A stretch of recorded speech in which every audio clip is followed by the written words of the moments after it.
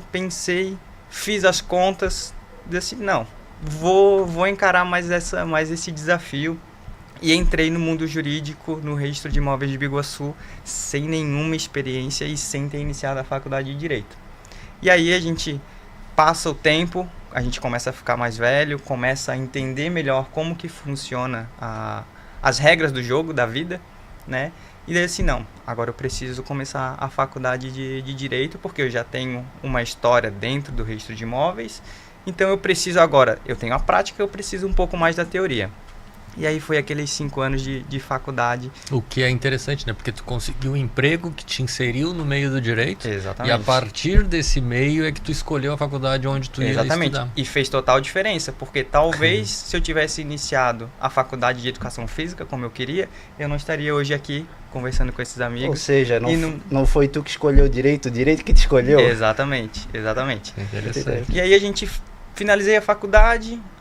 Não tinha também a pretensão de advogar, eu pensei, vou me manter aqui no registro de imóveis, agora graduado, fazendo pós-graduação, então eu vou ter uma chance maior aqui dentro para poder ganhar um salário melhor e estar num cargo um pouco mais alto do que eu estava naquela época. Tinha um plano de carreira? Tinha um plano de carreira dentro do cartório, mas também depois que a gente vira homem, a gente precisa de uma mulher para poder nos ajudar na vida, né? Dar aquele empurrãozinho que a gente precisa. E aí a minha atual esposa sempre me dizia, tu tem capacidade para mais, tu não precisa estar preso aqui dentro do registro de imóveis, tu pode conseguir coisas melhores, e aquilo foi alimentando uma sementinha que não existia naquele momento, né? Então, depois de 1 ano de formado, aí foi onde eu tomei a decisão de pedir demissão do registro de imóveis e abrir o meu escritório, que hoje já tem 5 anos no mercado imobiliário. Também em Biguaçu. Também em Biguaçu. Um homem sem uma boa mulher é apenas um menino. Exatamente. Então, olha quem dizendo. A gente precisa sempre ter uma pessoa por trás para ajudar a gente. Eu acho que ele abriu margem, né? Para ele contar a história dele. É verdade. E contar Então, quem é que tá por trás dessa imagem. Me alonguei um pouquinho, mas agora a bola tá contigo, essa história meu é muito amigo. excelente. A minha é um pouco parecida, mas lógico, né? Com certeza, situação bem diferente. Mas eu também não escolhi o direito, eu acho que o direito acabou me escolhendo. Porque meus pais saíram daqui de Florianópolis e foram empreender, né? Meu pai era muito vendedor. Então meu pai fez até a 4ª série, mas ele tinha a percepção e o olhar para o negócio. E aí ele junto com a minha mãe acabaram criando, né? Meu pai vendia roupas assim, de casa em casa, porta em porta, lá em 94. Antes até, tinha 80 e 94. Empreendedor nato. Vendedor nato. Aqui em Florianópolis? Aqui em Florianópolis. Era o que ele vendia nas regiões das praias, Garopaba, Pinheiro, aquele lado lá, né? E aí, como a gente sempre teve casa aqui em Florianópolis, aí ele sempre ia pra lá. Acho que não chegava as coisas lá, não tinha a cidade, né? Esse poder de compra lá. E aí ele acabava vendendo lá. A gente tá falando de 30 anos atrás, quando o Balneário Camboriú nem existia. Exatamente. E nessa época, só para te cortar um pouquinho, eu morava em Garopaba ali, em 96, 97, eu morava em Garopaba. Eram outros tempos. Só que Garopaba já tinha um turismo muito forte. Já. E aí, como meu pai ia muito pra lá, a gente ia também, eu ia junto, eu ia num carro cheio de coisa, a gente ia lá e, enfim. Aí, como nesses caminhos, nessas rotas do meu pai, ele pegou a oportunidade na época de 94, quando tinha orelhão, eram os orelhões e as fichas telefônicas. Só que o que diferenciava na época? Tinha um posto telefônico, onde as pessoas iam e pagavam por minuto para falar com seus familiares. Daqui da Grande E lá em Garopaba, o turismo era muito forte, turismo gaúcho. Porto Alegre, São Leopoldo, Novo Hamburgo. E aí o meu pai veio com a ideia, tô vendo que isso daqui tá funcionando. Vou colocar onde não tem. Lá na Pinheira, 70% do turismo lá era gaúcho, né? E aí o que ele fez? Vou lá. Aí ele foi procurar uma sala comercial lá, não tinha. Ninguém queria alugar. Ele queria montar um negócio Ele queria montar um negócio. Exatamente, ele queria montar o posto telefônico. A ideia dele era essa. E a minha mãe ficava operando lá. Enfim. Tu tinha que idade aí? Eu tinha 9 anos. Já vendo o pai fazendo empreendedorismo dentro de casa. Tudo isso. E aí o que aconteceu? Ele não conseguiu, mas ele foi e arranjou um jeito. E aí ele foi bem no centrinho lá, ele conversou com um cara que tinha um terreno lá, grande assim. Não, um terrenão, uns 300, 400 metros quadrados, acho que tinha 450 metros quadrados. E aí ele alugou o terreno todo, anualmente, e aí ele fez um postinho telefônico em madeira. Que massa. Instalou, é isso aí. comprou a linha telefônica, eu acho que era comprada na época, enfim. Sim, era ações que tu comprava da... E naquela época a gente trocava linha telefônica por terreno, né? É, E eram quem ações, tinha- tu era acionista da Uhum. CRT, não sei se aqui é CRT. Telesc? Era Telesc. É Só porque que lá no é Rio Grande isso, do Sul- Telesc, 93, 94. No Rio Grande do Sul Telesc. no Rio Grande do Sul era CRT, então vocês se tornavam acionista, depois ela faliu, a gente podia processar ela para pedir as ações. Né? Uhum. E olha que interessante. Aí nisso, montaram o posto telefônico, o pai conseguiu instalar ali e tal. E aí a minha mãe começava a anotar os minutos ali e tal. Como era muito turista gaúcho, eles vinham para cá de ônibus. E aí minha mãe reparou uma coisa, olha que interessante. A maioria do pessoal aqui gaúcho liga para a rodoviária em Florianópolis para marcar passagem. Bom, eu vou lá para ver se eu consigo vender passagem aqui. Aí o pessoal não precisa sair da praia para ir para lá, para Florianópolis Mas comprar. olha só, Aquele que ponto de família compra boa, hein? fora da rodoviária. Exatamente. Aí o que acontece? Aí E o eles Gerson foram lá- assistindo o estúdio de camarote. O que tu Vendo fazia tudo para isso. ajudar? Então, aí depois, quando eu tive idade, eu comecei a ajudar no empreendimento familiar. Só que aí, lógico, aí do posto telefônico, cresceu, montou-se, abriu-se uma agência onde começava a vender passagens para as empresas de ônibus, a interestadual, né? Que legal. E aí, isso foi progredindo. Aí o pai começou a ampliar, utilizar todo o terreno. Era alugado. Sim. E ele começou a construir em cima de um terreno que não era dele. Uhum. E aí, logo de seguida, você já imaginando como diria, né? Construindo Advogado imobiliarista já está sabendo onde que eu quero chegar. Construindo terreno Mas que- enfim, o negócio cresceu, empreendeu. A minha mãe tinha agência de viagem. Por muito tempo eu fiquei trabalhando com ela, ajudando ela, meu pai também, todo mundo, era um empreendimento familiar. O pai fez as lojas ali e alugou as salas comerciais, só que depois de um determinado tempo, o dono do terreno faleceu, aquilo entrou em inventário, ficou para os filhos, e aí se tornou uma questão jurídica que se estendeu em 12 anos. Eu imagino. Aí o que acontece? Minha ideia não era ser advogado, nunca quis ser advogado. Meu negócio era trabalhar e tocar o negócio da família. Só que o negócio da família chegou a um patamar muito bom, mas depois começou a regredir porque o negócio começou a desandar. Imagina, né? O negócio da família de vocês, na época dos anos 90 e anos 2000, até era um negócio. Oh. Mas hoje, se tu pensar em montar um negócio que vai fazer ligação e vender passagem de ônibus, eu Não acho que é tem. falência. É, porque a gente ainda pegou a transição da internet. Em 95 começou o boom da internet, né? Com aqueles computador, como é que era?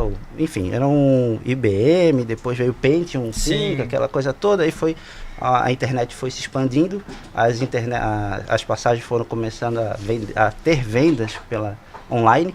E aí aquilo começou a decair um pouco. Sim, imagina. E aí começou a regredir bastante, já com aquela questão jurídica. Aí eu fiz faculdade de turismo e hotelaria.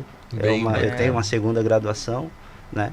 Só que aí, pensei assim, agora esse negócio está me abalando, eu senti aquilo. Aí assim, mas o que eu vou fazer? O que eu vou fazer da vida se isso daqui desandar? Aí eu pensei, vou fazer direito. E como eu gosto da área policial, eu quero fazer concurso público para a área policial. E aí o que eu vou fazer para estudar? Vou fazer direito. E aí eu fiz direito. Só que aí eu comecei a trabalhar em escritório, isso já estou me estendendo também. Comecei a trabalhar no escritório justamente para pegar esse processo. Porque esse processo se estendeu por 12 anos. E isso eu ia Teve te perguntar. 14 volumes. esse Que eu fiquei processo. curioso para saber o desenrolar desse processo aí. E aí, Durou tanto tempo. inclusive esse caso foi o que, foi aquilo que me despertou assim o desejo e a paixão pelo direito imobiliário. Tanto é que foi tema do meu TCC, né? Que massa, Aquisição que da massa. propriedade imóvel por acessão, porque o que se fez ali, o que se operou ali foi uma acessão, Sim. né? Porque, lógico que é o principal e o acessório, sendo que o acessório se tornou o principal pelo tamanho e o volume que tomou a coisa, sabe? Não, e era um comércio, né? Tu Era tem um algumas comércio, era um garantias empreendimento. extras. Sim, exatamente. Era um comércio que ocupava todo o terreno em 2 andares ainda. Imagina, Exato. ele quem Só valorizou, que, né? O teu pai e a tua mãe que valorizaram o imóvel. Só que eles daquela fizeram pessoa. uma coisa assim meio que puxadinho, foi crescendo assim, Sim. sabe? Mas mesmo assim... E o contrato A moda- era o mesmo de a moda 1990. antiga, né? E A o moda contrato era o antiga. mesmo que se renovava ano a ano. Então ficou assim. Então foi daí que eu, poxa, eu não tenho para onde correr. Lógico que depois disso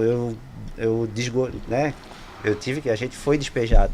E aí houve aquela coisa assim, eu vou fazer direito, olha só a situação que o direito nos coloca. O que é Aquela justiça, coisa, né? que é Aí a justiça, gente volta o na certo, filosofia o que do é errado. direito.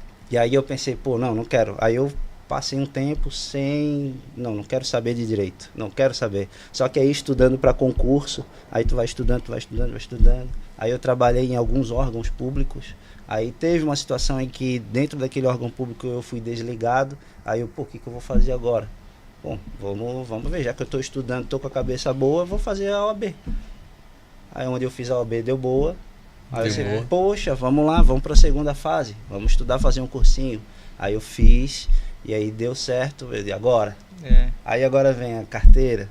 E agora? Poxa. E agora tá no limbo. E aí eu lembro daquilo. Aí eu abro meu escritório ou vou trabalhar para alguém?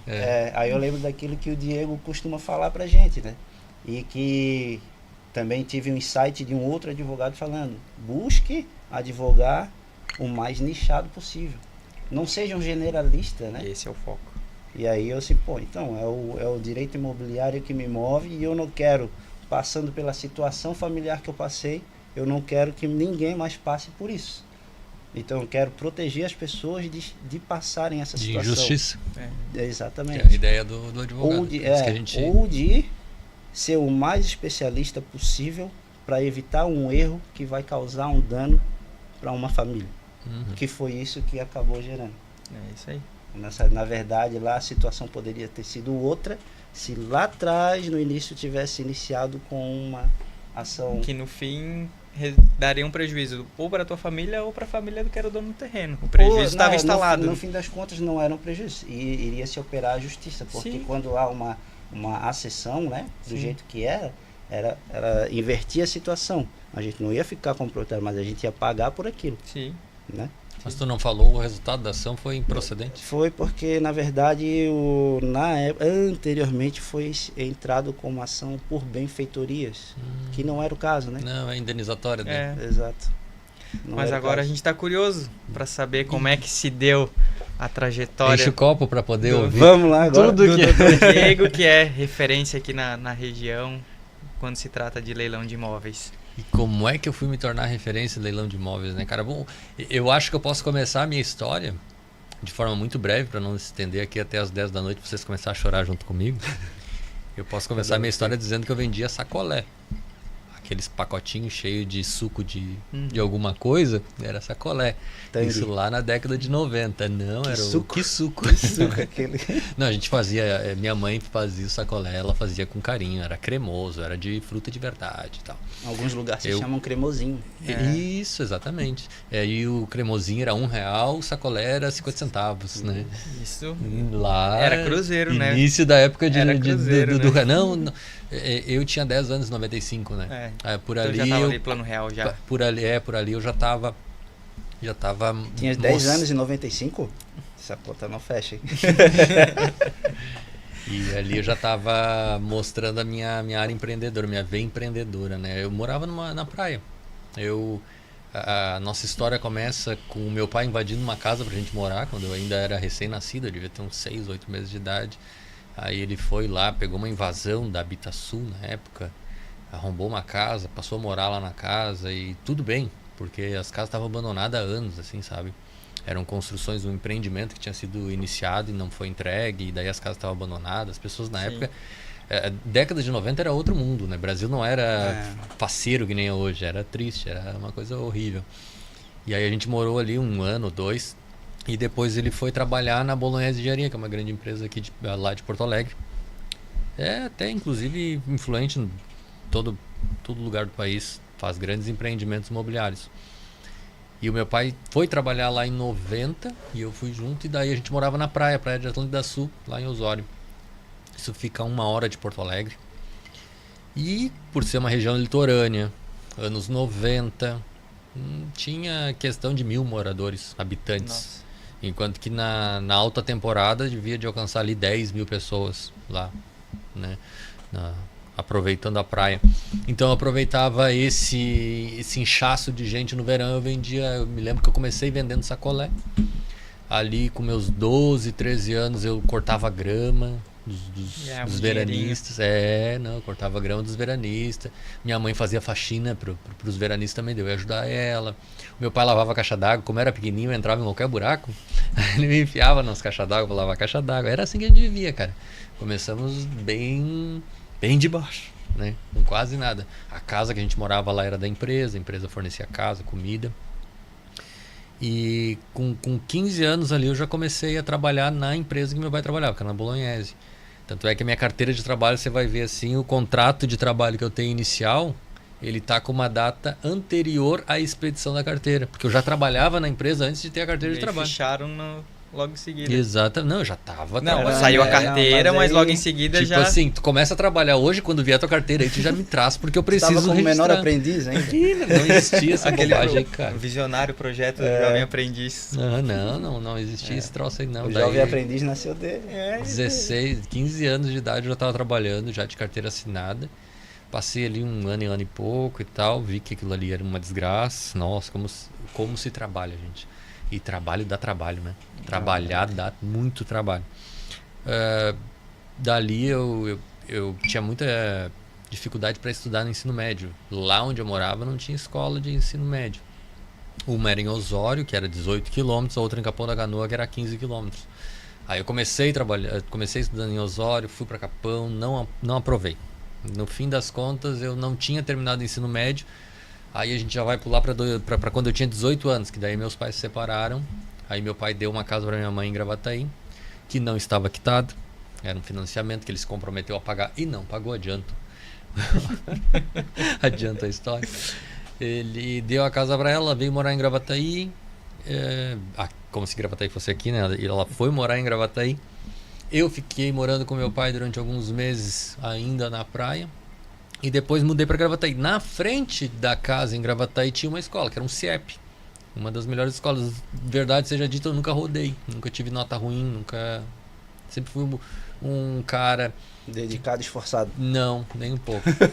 Mas eu sempre tive boas notas. O Diego tem a cara daquela pessoa assim que ele escuta um negocinho do professor, ele já sabe a matéria inteira e ele não precisa de anotação. E aí fica incomodando os colegas.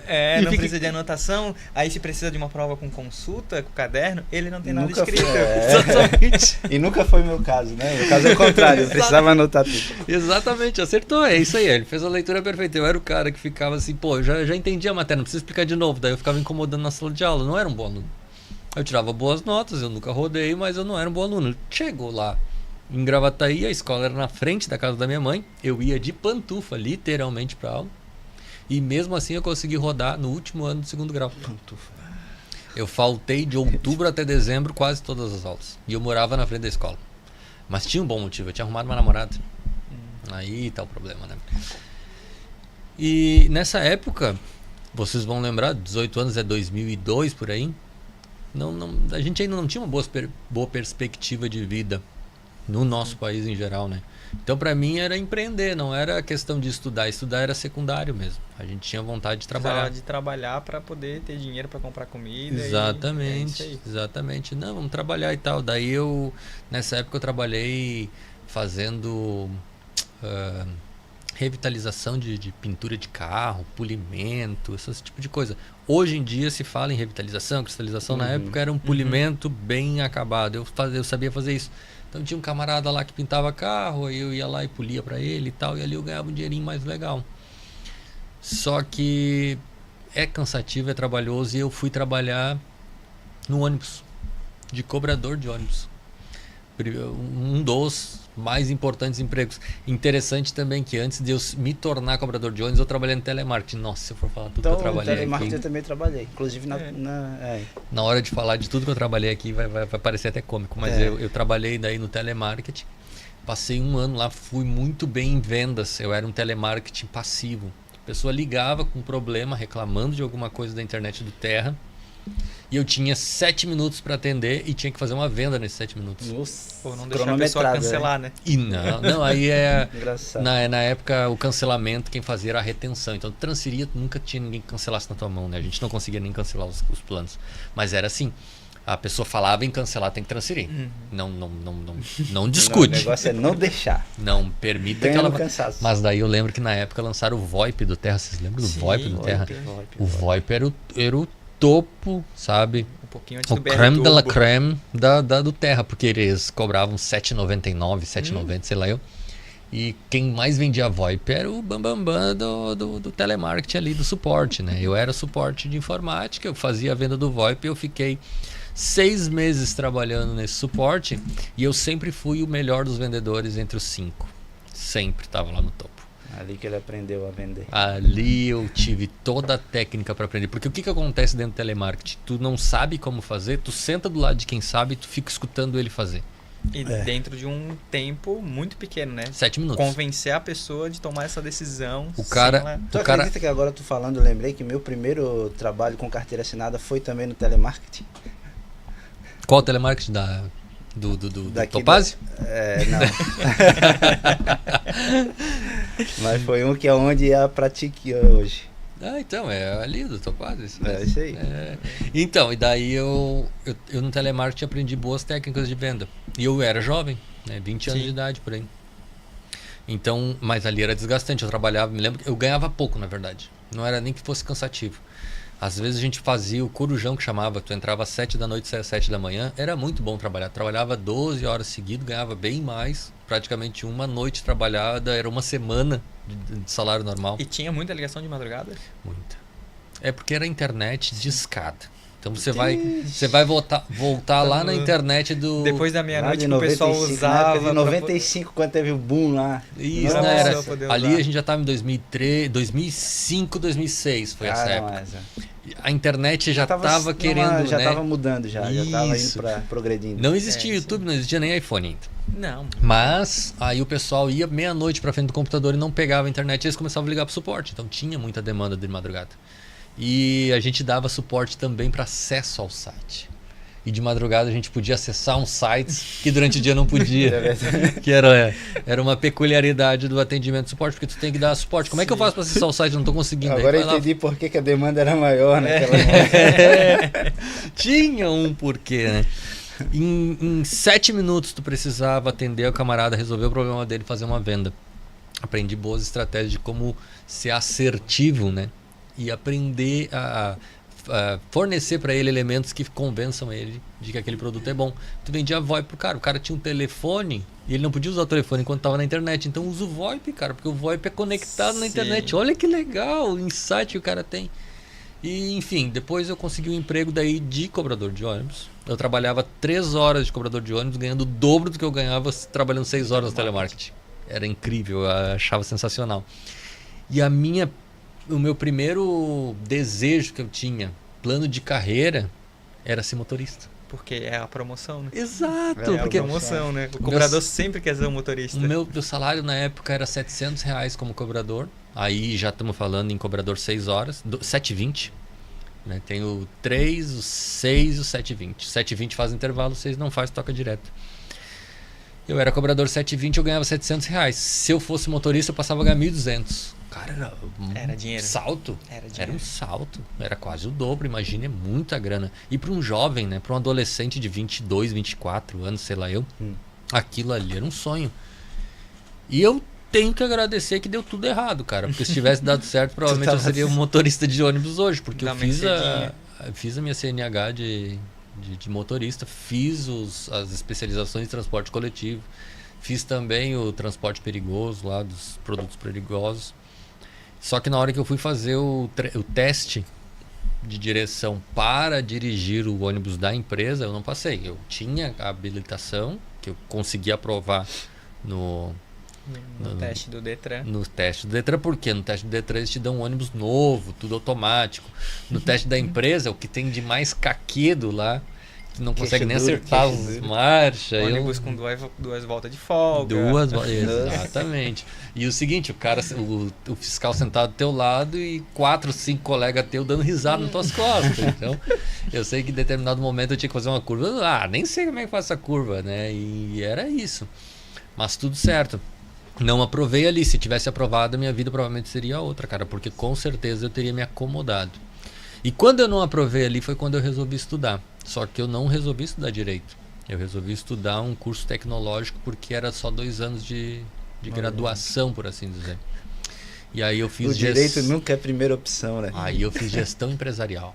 E esses cursos geralmente é aquele que insere mais rápido no mercado, que a gente quer ver o dinheiro na mão de forma mais rápida, né? Exatamente. Sem ter a noção, né, do que era dinheiro. Isso, exatamente. Quando você tem uma situação de vida que é muito paupérrima, muito pobre, você não sabe quanto é que vale o dinheiro, né? Você acha que os R$ 1.200 ali seria muito. E tu fez foi particular a faculdade? Foi particular. Eu trabalhava de... Pois Interessante assim, ó. Eu morava em Gravataí, trabalhava em Alvorada, que é coisa de 30, 40 minutos de distância indo de moto, que na época eu tinha uma motinha, uma CGzinha, massa. Quem nunca teve, né? Amigo. Eu tinha que andar 40 minutos para pegar lá, trabalhava lá e voltava para aula, e da aula eu ia dormir às 11 horas da noite. Mas daí como é que funcionava? Olha os horários, anota aí, Gerson, tu que gosta de papel e caneta. 6h18 era o horário que eu tinha que começar a trabalhar. Não era 6h15 nem 6h20. 6h18 eu tinha que me apresentar lá. Então para eu chegar lá eu tinha que sair no mínimo 40 minutos antes de casa. Eu me acordava de madrugada, acordava 4h30, né? Pegava a moto, frio do Rio Grande do Sul, -4, -3 graus no inverno, andando de moto. Eu ia lá, começava a minha jornada às 6h18, parava às 9h e voltava às 2h da tarde. Um intervalinho, das 9 às 14. Quem é que não tem um intervalinho desse? Aí nesse intervalo eu podia dormir, eu ia almoçar no centro de Porto Alegre, inclusive o intervalo era no centro. A gente dormia dentro dos ônibus e tal. E depois eu terminava meu expediente às 6 da tarde. Daí às 6 da tarde eu ia voando pra Gravataí para poder pegar a aula lá às 7 da noite. Tu fez o financiamento também? Do quê? FIES? Não. Pra pagar a Acho faculdade? que naquela época não tinha Não ainda. tinha. Eu É. fiz. Eu fiz, eu sou Eu pago até Eu hoje. pago até hoje. Eu pago até hoje. Inclusive, uma coisa interessante, que é engraçado, né? A gente faz a faculdade de Direito e depois a gente acaba judicializando. Porque agora tem a taxa zero. A partir de 2017 teve a taxa zero. Da Incidiram. multa, né? Mas acho que ainda muda por atraso, E agora né? tu pode É. entrar com uma revisional, porque na época que eu, né, fiz em 2010, era cobrado um juro de 3,4 ao ano. E aí em 2017 o governo instituiu a taxa zero, tirando essa taxa anual. Tirou o juro. Deixa eu falar com o meu advogado ou aqui. seja, Pega o cartão ou do Dr. seja, Gerson. fere o princípio da isonomia e Sim. aquela coisa toda. Então, assim, a gente já está aproveitando do estudo e do conhecimento que a gente teve através da Mas o faculdade. primeiro processo E é o primeiro processo. Então, agora que processo tô, particular, né? Mas para contribuir, Diego, eu, como morava na Pinheira, o ônibus de lá demorava 1h30 para chegar até Florianópolis. Eu comecei a fazer a faculdade em São José. Engraçado, 1h30 eu tinha que chegar, levava de ônibus para chegar, eu ia a pé ali da Beira-Mar até a faculdade e depois eu perdia uma aula. A última aula eu sempre perdia porque o último ônibus que saía de Precisava Florianópolis era às 9h30, passava ali mais ou menos umas 10, não, era 9h45 saía do centro, 10 horas mais ou menos passava aqui em São José para eu poder ir para Pinheira de novo. Então, E se era perdesse aquele? 3 horas praticamente por Aí já dia. ficava E pro outro dia. se perdesse aquele, já ficava para outro Ou dia. voltava a pé. E aí eu acho engraçado que até hoje eu converso com o pessoal que começou a faculdade comigo, né? Eles assim, cara, eu lembro de ti porque sempre quando eu pensava em faltar a aula, eu não podia porque eu pensava que tu O vinha Gerson da ia- Pinheira e pegava 1h30 de ônibus. Cara, e aí vem uma situação que é interessante, que depois que quando eu fiz a gestão empresarial, que eu não me formei, eu terminei o curso sem fazer as formalidades ali para ter a formação em si. Então eu sei toda a matéria, mas nunca terminei, nunca tive o diploma, por assim dizer, né? E aí o que aconteceu? Eu não atuei nunca nesse mercado. Eu passei de novo a querer empreender. Eu fiz a gestão justamente porque eu queria entender do negócio. E nesse negócio de querer aprender a fazer o negócio por conta própria, isso a gente já vai estar falando ali de 2009, mais ou menos, que é quando falece meu avô. E aí, o meu avô era a minha referência como homem na família. E eu senti muita dor, muita tristeza naquilo ali. Né? E aí, uma das coisas que me passava na cabeça era o que eu vou deixar pro meu pai de legado quando ele vier a falecer, se ele vai ter orgulho de mim. Porque até agora eu não tenho formação acadêmica, o meu ensino médio está pela metade, tá uma desgraceira todo esse Não negócio. sou um né? empreendedor de sucesso ainda. Nada, não tem tudo. nada, né? Não tem nada, não tem nem dinheiro para Aquele momento de provação na vida, né? É, quem nunca Saber. passou por isso? Oh, Né? E aí aconteceu o quê? Eu fui lá e fiz o Enem. Eu pensei, eu vou me dedicar, eu vou ter que entrar na faculdade, ter o meu diploma bonitinho e tal. Fui lá e fiz o Enem. E consegui uma boa prova no Enem. Interessante que para fazer o Enem, eu entrei numa escola preparatória. E aí essa escola preparatória, um dos professores disse, agora vai ter um concurso dos Correios. E era tipo abril, mais ou menos, a gente Aquela tava época em que os Correios era... Quem passava também para um concurso era... top. Topíssimo. A minha irmã fez e não passou, por exemplo, na mesma época. Aí o que acontece? Eu fiz esse concurso preparatório e logo no segundo mês de aula, o professor já disse, vai ter o concurso Correio, baratinho, façam para vocês pegar a dinâmica de uma prova, porque na hora do Enem vocês vão ficar nervosos. E se vocês estiverem nervosos, vocês podem vir a não aprovar só por causa do nervosismo. Então já vão fazendo provas. Aí eu fiz o tal da prova do Correio. E eu fiquei de 4.000 aprovados em 33º. Para quem não tinha mal concluído o ensino médio, não tinha terminado uma faculdade, tava... A minha teoria é verdadeira. A minha teoria é verdadeira. Como eu fui um dos primeiros a aprovar, eu podia escolher onde trabalhar. Aí eu escolhi trabalhar na agência que tinha mais próximo de casa. Eu estava a 5 minutos a pé da minha casa para ir pro Correio.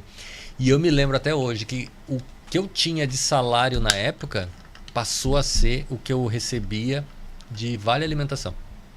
E o meu salário era tipo 3 vezes maior do que o vale alimentação.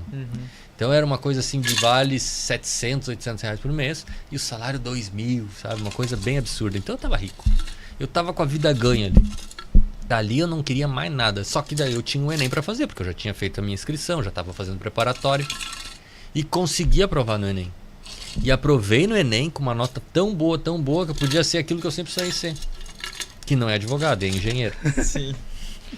Só que daí, para ser engenheiro, eu precisaria pegar 2 ônibus para ir de Gravataí até a PUC, que é onde eu tinha nota para pegar minha bolsa lá. E na PUC, eu levaria em torno de 2 horas, 2 horas e meia para chegar. Sim. Seriam 2 condução e 2 horas de viagem todo dia, o que inviabilizaria muita coisa, né? O cara sair de Gravataí às 5h30 para chegar lá às 7h30, 8 horas da noite, para depois voltar às 10h30, 11 horas para casa. Chegar tarde, cansado, e aí a segunda opção seria fazer a Ubra Gravataí, que só tinha 3 cursos. O Direito, a Administração e a Educação Física. Teu sonho, né? Meu sonho de Educação fazer física. Educação física. Podia até hoje aí, ó, sendo personal. Tá grandão, forte, magro, né? Não isso tá aí, aí, ó. E aí eu peguei e optei. Eu vou então fazer o direito aqui na Ubra, porque pelo menos eu tenho uma graduação, pelo menos eu estaria me inserindo no mercado, e a partir disso o direito se apresentou para mim. Eu tinha tido uma experiência ainda no telemarketing. Dentro do telemarketing o pessoal passou lá com uns folderzinhos lá, incentivando todo mundo a processar a Atento, que era a empresa onde eu trabalhava, e eu fui um dos que fiz isso. Eu entrei com uma ação contra a Atento, e quando eu fui fazer a entrevista com o advogado, consulta grátis, não façam isso. Chegando na mansão onde ele atendia, eu disse assim, nossa, isso aqui é uma coisa que eu sonho ter. Eu gostaria de ser esse profissional, de ser esse advogado aqui. Então o direito em si, ser advogado, não era uma coisa tão distante da minha alça de mira. Mas a minha primeira intenção era engenharia civil, porque era a época, inclusive, que tinha era muito fomentada a engenharia civil. Na época eu me lembro perfeitamente, o salário do engenheiro civil estava entre 25 e 30 mil, e estavam importando engenheiros porque no Brasil não tinha. Então a minha intenção era, vou me inserir nesse mercado aqui de engenheiros. Só que não deu, né? Então eu optei pelo direito na Ubra, pertinho, baratinho, 10, 15 minutos da minha casa ali de carro, eu estava na aula. E quando eu cheguei pela primeira vez dentro da faculdade, meu irmão, eu me apaixonei por aquilo ali. Eu senti que agora sim eu tô no lugar certo. Tu não entrou no direito pensando em ser juiz, depois promotor, depois delegado e depois agente qualquer. Sobrou aí agora o não desmerecendo serventuário da justiça, o advogado. Depois de desmerecendo a gente, aí acabou sendo advogado. Depois mesmo. de dar errado em tudo, eu vou todo ser mundo não, começa então, o direito querendo ser juiz e acaba sendo advogado. Né? Aí a gente tem uma peculiaridade interessante nessa história toda, porque como eu fui funcionário público do Correio, eu entendi a burocracia do serviço público, e eu nunca mais quero ser serventuário, nunca mais quero ser um empregado público, que é horrível aquilo ali, cara. é tu ficar engessado o resto da vida. Ah, pode ganhar 150 mil por mês. Aquela famosa estabilidade acaba iludindo um pouco as pessoas, Mas né? tu fica engessado, velho. Tu não é dono mais de ti. Isso. Tu agora tu é funcionário. Tu tem meta pra cumprir e é muito difícil. Eu me lembro até hoje, a gente tinha muita dificuldade em conseguir caneta. Cara, pra conseguir uma caneta, eu tenho que anotar, eu tenho que trazer de casa, entendeu? Tem aquela tarjinha do patrimônio do... Vem. A tarjinha vinha na caixa, né? Que daí tu podia pegar quantas canetas tu quisesse. Mas ali, cara, era isso. Aquela experiência... Limita muito a pessoa. Aquela experiência do correio fez com que eu tivesse a certeza de que eu nunca seria um funcionário público. E daí quando eu entrei dentro da faculdade, que eu me lembro perfeitamente até hoje, que foi a Ubra lá, tu entrava numa portinha, tu entrava pra esquerda e depois tu olhava assim a faculdade. Aquilo foi grandioso, assim, meu Deus, que lugar sensacional! Como é que eu não vim antes? A partir dali eu comecei a levantar a bandeira para todos os meus parentes, amigos e principalmente minhas irmãs, para que elas estudassem também. Tanto é que a minha irmã depois entrou na faculdade, talvez por incentivo meu. E Exemplo, né? Exemplo. Se formou em administração. O exemplo As segue, palavras convencem, mas o exemplo arrasta. Exatamente. E foi sensacional. E gente ali dentro da faculdade, eu que era de uma família pobre, eu que estava sempre em volta de gente com muito pouco dinheiro, pessoas que para ir à praia, que estava a 1 hora de distância lá de Gravataí, precisavam contar moeda mesmo, porque de repente eu não vou ter dinheiro para pagar o pedágio, que é R$4. Então eu estava inserido nessa realidade. Dentro da faculdade não. Dentro da faculdade estoura a minha bolha. Eu passo a encontrar o filho do tabelião. Exatamente. O cara milionário com um carro diferente todo dia. Totalmente fora de alcance há alguns meses antes. E aí eu começo a ter amizade com ele. Eu tenho amizade com o dono do mercado lá, que o cara também recebeu o mercado meio que do pai, porque ele casou com a filha lá, é do sócio e tal, não sei o que. Daí toma esse mercadinho pra vocês administrar e o cara, né, ganha dinheiro com aquilo ali. Pô, cara, que legal. Uma outra realidade. E ali eu me senti em casa. E aí eu me apaixonei pelo direito desde o primeiro dia. Você sentiu a vontade ali no momento em que tu vislumbrou aquilo, né? Desde o primeiro dia dentro da faculdade eu já estava apaixonado pelo direito. E eu me empenhei em estudar. E eu quis ser tributarista. Eu não queria imobiliário. Nossa, eu não queria ser advogado, eu queria ser engenheiro, eu não queria ser imobiliário, eu queria ser tributarista.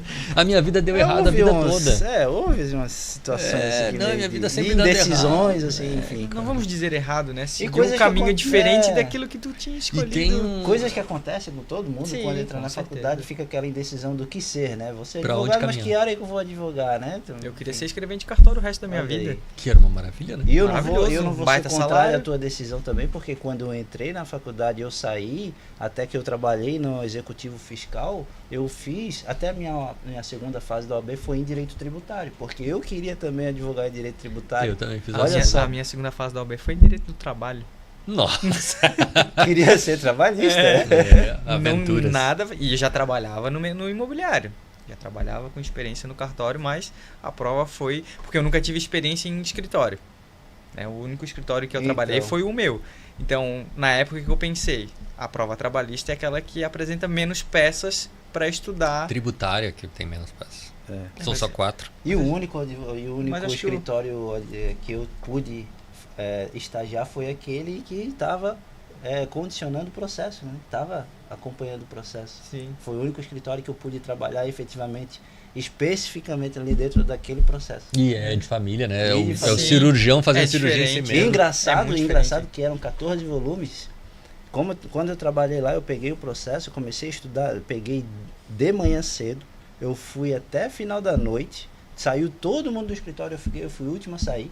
No dia seguinte, eu fui o primeiro a chegar. Não tinha chego ninguém. Quando o pessoal chegou assim, tu dormiu aqui? Não, eu fui pra casa, mas eu voltei mais cedo. Praticamente. Eu tava tão assim, eu vou hidratar, não sei o que, eu vou resolver isso. Eu vou achar o furo. Achei o furo, mas não deu pra fazer muita coisa. Não tem muita alternativa direita. Mas a gente sempre tem essa coisa, né, de querer ser tributarista, querer ser criminalista. E então, muitas vezes o direito tributário ele é preterido pelo advogado por causa das contas, né, dos cálculos. A gente precisa realmente dominar bastante a matemática ali do negócio. E eu tinha essa vontade de ser do direito tributário porque eu pensava que, além de gostar, pensava também que ia me dar muito recurso financeiro, muito retorno financeiro. Mas a vida não quis assim mais uma vez, né, cara? E no fim das contas eu encerrei a minha faculdade, já aprovado na OAB, Já tinha aprovação. Eu também É. passei na nona fase. Eu escolhi, ou eu fazia o TCC ou eu passava na prova da ordem. Não tem como fazer os dois ao mesmo tempo. Eu só não precisei fazer essa escolha porque no último semestre eu só fiz o TCC e mais uma cadeira. Então eu tinha bastante tempo. No penúltimo eu fazia... Eu admiro quem consegue passar ainda na oitava, nona fase. Não foi o meu caso. Eu passei na... Não, faz parte, eu acho que é exagero. Admiro, não foi o meu caso. Conheço quem já fez 10 vezes a prova e que não faz nenhuma diferença na prática hoje. Não, inclusive Isso hoje em advoga dia... muito bem e não faz diferença nenhuma então, com quem fez na oitava. também. Né? Até porque se a prova fosse especializada, eu acho que seria ideal. Tu quer fazer Pode o quê? ser. Tu quer fazer tributário? Faz uma prova de tributário, então. A mesma questão, o colégio, a época ali do ensino médio. Eu não fui um aluno que passei direto todos os anos. Eu era parecido com o Diego. Quando eu ia pra aula, eu tinha boas notas. Mas o problema é que eu faltava muito a aula, então ficava perdendo prova. Então, mas isso não fez diferença nem na faculdade, nem na minha atuação hoje. Eu consegui rodar por falta, cara. Bizarro. Eu tinha nota pra aprovar, por isso que eu parei de ir na aula. E eu rodei por falta. Era só eu ir na aula. Eu tinha um diploma. Quem entediante era pra ele chegar lá na hora, peguei o negócio, não preciso mais acompanhar. Quem entediante era pra esse cara. É isso aí. E aí, pra encerrar, né, dessa etapa anterior a se tornar advogado, eu, né, no final da minha carreira no Correio, ela culmina também com a minha formatura de Direito. Só que no Correio eu tive um problema no meu ombro, então eu fiquei 1 ano afastado da empresa. E por isso eu tinha como fazer outras coisas. Daí eu acabei juntando dinheirinho, porque eu já investia em carro, comprava carro em leilão e tudo mais. Juntei dinheirinho. E para eu não contratar mecânico para arrumar os carros que eu estava comprando, eu comprei oficina. Aí eu montei uma oficina com os funcionários do camarada, contratei lá e tal. Tinha um auto center lá, daí fazia coisas leves, assim, comprava o carrinho no leilão, tinha fazer uma suspensão, fazer um ajuste no motor, a gente fazia ali. E daí eu tinha então já esse negócio de empreender, né? Só que, cara, eu ia pra aula com as unhas pretas. Eu chegava às vezes na aula 7h30 da noite com as unhas cheias de graxa e tal. Não tem como, não sai do dia pro Tava outro, né? trabalhando, né, cara? Mas tava lá, não faltava aula. E aí quando eu terminei a faculdade, fechei a oficina e fui trabalhar ainda. Antes de terminar a faculdade, eu fui fazer estágio e escolhi um escritório bom para trabalhar, para atuar, onde eu peguei uma dinâmica sensacional sobre direito também. Não tem o Pio Servo, o nome do dono do escritório, que é a Servo Advocacia. Sensacional. 5 advogados, cada um na sua especialidade. Eu era o estagiário de todos eles. Eu aprendi um pouco de tudo. Consegui aprender um pouquinho de tudo. E aquilo ali impulsionou muito a minha carreira. Eu tinha essa necessidade também, tá? Porque eu nunca tinha atuado no direito. E entrou uma menina que tinha 18 anos e ela entendia mais de direito do que eu. Por quê? Porque ela trabalhava, já estagiava em escritório. E aí eu percebi, se eu não for pro escritório, eu vou ficar na mão, né? E de fato não sabia ler ementa de jurisprudência. Sim, era bizarro. Pesquisar jurisprudência, fui aprender muito tempo depois. Era bizarro. E eu sei que eu me formei, daí um amigo meu, que estava estudando para concurso público, como ele já era advogado, já tinha a carteira da OAB, o Dr. Richard Maciel Gomes, que é o que tem escritório em Cachoeirinha. Eu indicava para ele processos. Ele não atuava como advogado, ele era auxiliar de procurador do município. Fazia um serviço lá, que era de nomeação, não me lembro bem como é que era, mas ele ganhava bem e ele não precisava da advocacia. Sim. E ele estava estudando, se preparando para concurso público. Aí um belo dia lá, eu arrumei um cliente para ele, que precisava tirar um carro. Na frente da minha oficina tinha um cara que instalava som. O carro de som dele era uma Blazer com 30 mil alto-falantes dentro. E ele foi para Imbé fazer folia lá e a polícia prendeu o carro dele. E aí ele precisava do advogado, ele sabia que eu estudava direito, e eu tinha um amigo Richard. Daí ele perguntou, será que teu amigo faz? Eu faço. Aí eu cheguei pro Richard e perguntei, quanto é que tu cobra pra ir lá fazer a defesa dele? É um GCRIM normal, simples, né? R$600 e tu fica com uns 200 pila pra ti. E eu, e se eu cobrar mais? Tem problema daí de eu ficar com mais? Não. Me dando a minha parte, o resto é teu. Aí eu cobrei 1.500 do cara, o cara pagou. Sem ver a tabela. Ele já tinha conhecimento da tabela. Ele não era advogado. Não era advogado. Não, mas estava no escritório, né? Já tinha. Aí eu cobrei 1.500 do cara. E daí eu dividi meio a meio com o Richard. O Richard, eu acho que foi ali que ele abriu o olho e ele disse, puta que pariu, esse cara aqui sabe mesmo que negociar. Ele é um empreendedor, porque ele não tinha essa noção também de preço. Sim. E aí um tempo mais tarde, formado e tudo mais, o Richard me fez um convite, vamos abrir um escritório juntos. Aí a gente se tornaria sócio. Montamos um escritório do zero, ele continuou na prefeitura e eu ficava no escritório. Então quando eu saí da faculdade, que eu fiz a colação de grau em março, eu só fiquei aguardando a minha OAB. E aí minha OAB foi entregue em abril e eu era o advogado praticamente titular lá daquele escritório. Sim. E eu ficava lá o dia inteiro. Ele costumava dizer, inclusive, que podia acertar o relógio comigo, né? Porque eu chegava todo dia no mesmo horário e ia embora todo dia no mesmo horário. Aquele padrão britânico, exatamente. Porque eu era funcionário a vida toda, cara. Eu sempre tive, na minha conduta sempre foi assim, eu tenho horário para chegar, horário para sair. E ser advogado também se tornou uma bizarrice. Porque... Isso que é que a gente cria um sistema dentro da gente, a gente se molda ao sistema e a gente traz isso para a vida da gente e a gente acaba tornando isso como se fosse o normal e o real, né? E se a gente não fizer isso, a gente tá fazendo errado. Já pensasse nisso? E a gente fica brigando com aquele negócio. Eu tenho que chegar naquele horário, eu tenho que sair naquele horário, porque mesmo que tu não tenha cliente para atender, que tu não tenha processo para atuar, tu quer fazer aquilo porque tá no teu interior. Tá no interior. E tu pensa, aprendeu desse jeito, né? Se e eu tem não que ser fizer, desse jeito. eu não tô trabalhando. Faz parte da minha vida. Não, e pior ainda, porque daí chega lá, eu já cheguei aqui às 9 da manhã, eu estou aqui sem fazer nada, porque não tinha serviço, né? E tô atrás de serviço, inclusive. Eu ficava ligando pros clientes, vamos fazer um processinho, vamos arrumar alguma coisa pra se incomodar. E aí tinha uma situação que era assim, quanto é que eu cobro pra assinar um papel? Porque como é que eu vou cobrar pra fazer um contrato? Cara, eu passei a minha vida inteira batendo inchado no canto das ruas. Cobrando R$50 o dia. Eu cortei junco em Osório, junco, mato dessa grossura, assim, dessa altura. A gente cortava junco, então ganhava por dia, por hora de trabalho que tinha força física. Eu chego no escritório, que eu fico o dia inteiro sentado, em meia hora eu digito um documento e eu posso cobrar um salário mínimo. Só que eu não tinha essa noção. E aí foi as piores contratos que eu fiz na minha vida, são dessa época. Eu tenho inclusive um único processo que ainda está andando, desde 2018, e ele ainda está tramitando, que eu cobrei R$900 parcelados do cara. O processo não terminou e está lá, incomodando. Você se formou em 2018? Mais ou menos? Tu se formou em 2018? Foi em 2018 que eu colei grau, né? Eu me formei em 2017. Então, mesmo na época que eu formei em janeiro de 18, eu tava colando grau. Eu colei grau em março, peguei o AB em abril. E aí eu já estava trabalhando, nessa época o Richard e eu abrimos o escritório. E aí eu peguei essas nabas desses processos. Tudo que eu mais queria era Acho que o maior problema da advocacia hoje ainda, do jovem advogado, é a questão de precificação dos serviços, né?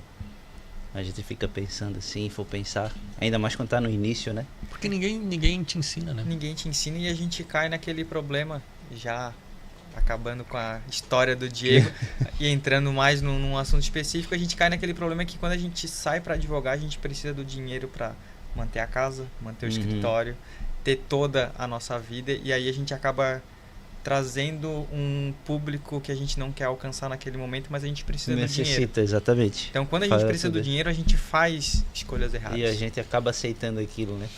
E talvez um advogado que esteja assistindo agora, ele esteja pensando isso. Ele está começando a carreira, ele está precisando pagar a conta da luz, que deu R$250 esse mês, e ele precisa pagar, né? Então, ele vai aceitar fazer um processo família, sendo que ele é um especialista em direito do trabalho, mas ele precisa fazer o processo família para pegar aquele dinheirinho para pagar a conta. Ele vai se arrepender disso, assim como eu me arrependi. Sim, vai. Com certeza. Vai passar por isso. Mas tem que passar pelo processo. Mas é a fase. É o caminho do advogado. Não só do advogado, né? Quando a gente fala em profissional liberal, qualquer das profissões que seja, se tu não tem recurso financeiro por trás para te sustentar muito bem durante um bom período, e aí um bom período a gente vai falar em um ano talvez. Senão tem, mais que ter dependendo tem que ter dinheiro suficiente para te não precisar de dinheiro durante um ano. Aí tu consegue optar por pegar esse processo e não pegar aquele. Nessa época que eu estava começando, meu enfoque era no direito civil, eu já atuava para imobiliárias. Os meus primeiros clientes no direito foram imobiliárias. Só que não no direito imobiliário, sim no direito tributário. As imobiliárias me contratavam para repetição de indébito de TBI, já por conta dos leilões. Sim. Nessa época eu já atuava, eu já comecei a advocacia com leilão, né? E eu me lembro, outro dia eu estava olhando meus arquivos e eu tenho lá... Mas aí no fim das contas tu ainda não explicou por que tu entrou no ramo de leilão de imóveis. Tu contou toda a tua história, mas não especificou Já por tá que entrou. trabalhando, mas ainda não Ele já disse. entrou trabalhando no leilão, né? É. Tipo Atuando com repetição de débito direcionada a leilão. Mas eu vou ajudar ele, porque ele falou que ele já arrematava carros e botava Carro, na mecânica. vai ser Foi isso aí, fácil exatamente. migrar, foi fácil migrar. A primeira casa que eu comprei, eu tava trabalhando ainda no Correio, comprei normal, não era leilão. Eu tava trabalhando no Correio e o Cláudio lá, que é o meu parceirão de vida lá, cara que eu conhecia há 12 anos atrás, ele botava um... Como é que é o nome daquelas placas que fica no coisa aqui? Sei lá como é que é aquilo. Escrito de giz, compre casa sem entrada, uma coisa assim. E eu, opa, é comigo. Eu tô ganhando 3 vezes mais do que eu ganhava mês passado. Eu sou carteiro aqui, cara. Eu vou ali ver como é que compra essa casa. Cheguei lá, ele aprovou meu crédito. Pode comprar, escolhe aí a casa que tu quer. Se vai pagar, Tá fácil eu não sei assim, tá agora. fácil. É fácil. Não vai pagar nada. Ó, tá tudo incluso, beleza. E aí como eu entregava pra ele todo dia a correspondência, eu comecei a ter uma intimidade, uma proximidade. Ele começou a me explicar qual era o sistema de processo de compra de imóveis. Na época eu já trabalhando com carro. Comprava muito carro usado aqui de Isso repasse. judicial ou extra... Não, compra era tradicional, né? Judicial carro? ou extrajudicial? Não, a Ou tua a casa. casa? É a casa. A casa que o Cláudio comprava é caixa. Caixa. Só Então, extrajudicial. E aí, nessa época, ele pagava 10 mil e vendia por 50. Época boa, né? Oh. E o pai... chega na vez da gente é tudo mais... É, isso aí. E o pai Tudo é mais dele, caro. o pai dele era construtor, a mãe dele fazia o serviço de despachante, de correspondente. Então ali ele foi me explicando como é que funcionava o negócio dele. Eu, pô, cara, tu viu, eu tenho uns carrinhos na época, eu tinha uns 5 carrinhos na época. Eu vou me desfazer desses carros aqui, vou investir em imóvel. Só que eu nunca dava, o dinheiro que eu tinha não alcançava o imóvel. E daí depois vem toda essa função de, vou sair do correio, então já não vou ter renda, já não vou conseguir financiar pela Só caixa. que aí tu comprava os carros de leilão, só que aí tu já não pegava a tabela FIP, né? Já pegava ele mais baixo, vendia mais baixo. Mas era uma outra época, cara. E aquela época, carro de leilão não dava tanto Não problema dava. como é hoje, era diferente. Eram outros tempos. A gente pegou, aí eu A sei, margem ficava já maior também. bem maior. Bem Também menor. não tinha tanta concorrência. E outra, tu não precisava comprar no leilão. Tinha muito repasse bom. Eu comprei carro de 2 mil que a gente vendeu a 7. E 2 Então, mil é isso razoável. naquela época, né? É razoável, né? A gente comprava muito repasse aqui de Santa Catarina e levava para o Rio Grande do Sul. Com o advento da tecnologia, com a internet, isso se perdeu, porque agora tu vê o carro lá da Bahia, lá com preço, tu quer encomendar o carro de lá, entendeu? Naquela época não tinha gente. Era vinha mais ver o regional, carro. né? É, exatamente. Daí é o negócio da placa. Esse carro não é placa aí. Uhum. Tá comprando a placa ou tá comprando o carro, meu irmão? Vamos decidir. É que aí já vem aquele preconceito já, né? Como eu já trabalhava com leilão, como eu já tinha o Cláudio na minha vida comprando imóvel de leilão e eu me formei em direito, cara, eu quero trabalhar pro Cláudio. Aí o Cláudio começou a me indicar um cliente aqui, um cliente ali. E nessas idas e vindas, eis que surge um corretor de imóveis que tinha uma imobiliária e mais 5, 6 corretores trabalhavam lá com ele. Os corretores da imobiliária dele investiam em imóveis de leilão. Todo mundo tinha problema com ITBI. E aí eu peguei, fiz um pacote para ele de contratação continuada mensal. Então eu era assessor da imobiliária, fazia os contratos dele. E trabalhava para os corretores com o serviço extra, porque daí não era imobiliária, né? Sim. E dali eu comecei a me envolver com leilão de imóveis bastante. Porque daí eu comecei a pegar como é que era o esquema, quanto tu paga, quanto é que tu ganha, quanto é que tu vende, quanto de repetição tem que ter aqui e tal. E nisso a gente desenvolveu bastante, inclusive nessa época que eu estava lá outro dia olhando meus arquivos, eu encontrei um PowerPoint que eu fiz uma apresentação que na época eu queria vender assessoria de leilão para esses caras, porque eles estavam comprando errado. E naquela época ainda era o leilão presencial, né? Leilão presencial. Não tinha essa facilidade não era que é online, hoje. era online. E a gente tá falando de 2019, 2018, 19. Não, 2018 ainda estava presencial. Sim. Presencial, 2018. Então, quer dizer, a só pandemia que trouxe essa facilidade do... Só na Aqui pandemia. antes era híbrido, então era presencial e online. Algumas situações. Algumas. Bem A maioria pontuais. era presencial. É na pandemia que a coisa muda. E daí nessa época eu apresentei um PowerPoint para eles que eu cobraria 7 mil anual para dar assessoria no leilão. Cara, se tivesse dado certo esse projeto, Tu ia estar arrependido. muito arrependido. Ia ter trabalho, ia ter adquirido Aí muito tu vê conhecimento. aí volta a mas- questão da precificação, né? Que o cara precisa e o cara faz. Não, Imagina, e daí a daquele estratégia era essa. Pô, eu fiz um PowerPoint bonitinho, a gente pensou tudo, 7 mil reais a gente vai fazer isso, isso e isso, né? Tinha emissão na posse, tinha repetição de débito, tinha os caramba, tudo ali. Dividido em 12 vezes. Imagina uma arrematação por mês. E eu tinha uma quantidade X de arrematação que podia fazer no ano. Meu Deus, imagina se tivesse dado certo esse negócio, eu ia estar muito arrependido. Ele tá trabalhando até hoje. Foi na pandemia, quando eu já tô morando em Florianópolis, na pandemia que eu fiz o curso de especialização de leilão de imóveis. Porque daí sim eu disse assim, cara, meu cliente está vindo só do imobiliário. Eu gosto do leilão de imóveis. Eu vou me especializar nesse troço. E eu tô pegando família, eu tô pegando trabalho, eu tô pegando tudo que dá execução. Dinheiro pra pagar a conta. Eu vou largar isso aqui de mão. Eu tinha juntado uma gordurinha. Eu tinha, na época, 3 carros. E eu andava a pé. Os 3 carros eram alugados para Uber. Aí é uma coisa assim que o cara tem que... Tu tem que passar um pouquinho de trabalho na vida, né? Sim. Mas eu andava... tem que se manter, né? Não, e eu andava a pé, daí aqueles carros pagavam meu aluguel, pagavam minha vida, né? E na época daí eu me especializei no leilão. E fui, cara, a primeira vez que eu neguei um contrato, o cara chegou pra mim querendo me contratar como advogado, eu disse, não vou pegar porque eu não trabalho nessa área. Já foi uma coisa, uma mudança de mindset, Mas sabe? aí o cara ainda pensa, né? Pô, será? Aí fica... É o destino de brincando contigo e tu dizendo, e agora? Se tu for pra cá, tu vai deixar o teu sonho e aquilo que tu estás buscando há tanto tempo. E aí se tu vir pra cá e tu... né? Aquele mês do profissional aquela briga liberal, da balança. Que tu pensa, será que eu não vou pegar esse daqui pra pagar uma continha a mais que eu fiz esse mês? Olha que barbada aqui pra ganhar 2 mil aqui. Exatamente. Só agora. E aí, cara, vai encerrar toda essa história de vida quando dentro desse curso de especialização, a pessoa que está lecionando o curso, ela diz assim, o meu ticket mínimo é 50 mil e eu cobro 5% de qualquer arrematação. Eu não pego arrematação abaixo de 50 mil, de honorários abaixo de 50 mil. Então isso fez com que minha cabeça explodisse, porque eu estava brincando de ser advogado, querendo ganhar 2, 3 mil no processo, e ela estava ganhando 50. E aí... trabalhando naquilo que gostaria, né? E aí a gente foi. Bem distinto a história. Uhum. E vocês? Quando se descobriram na advocacia? O que tu me diz, Gerson? Porque eu te conheci dentro da comissão de leilão, né? Na comissão de direito imobiliário, né? E aí depois o Diego veio já... Não, eu quero coordenar aqui a comissão, subgrupo de direito de comissão de leilão de imóveis. Mas foi ali que a gente se conheceu. Mas eu acho que o start mesmo foi quando eu peguei a carteira da OAB e eu me perguntei, e agora? Eu vou ser um generalista? Vou ser um faz-tudo? Ou vou me dedicar a uma área?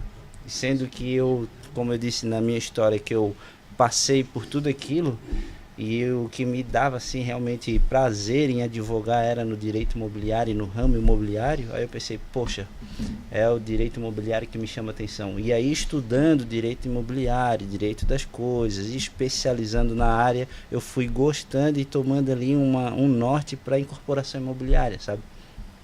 E aí hoje eu estudo direito imobiliário e ampliando também os horizontes, incorporação imobiliária, leilão de imóveis junto com o Diego e tudo isso, ficando mais nessa área, nesse ramo, né? Tanto é que daqui acabou surgindo outros negócios vinculados ao leilão de imóveis.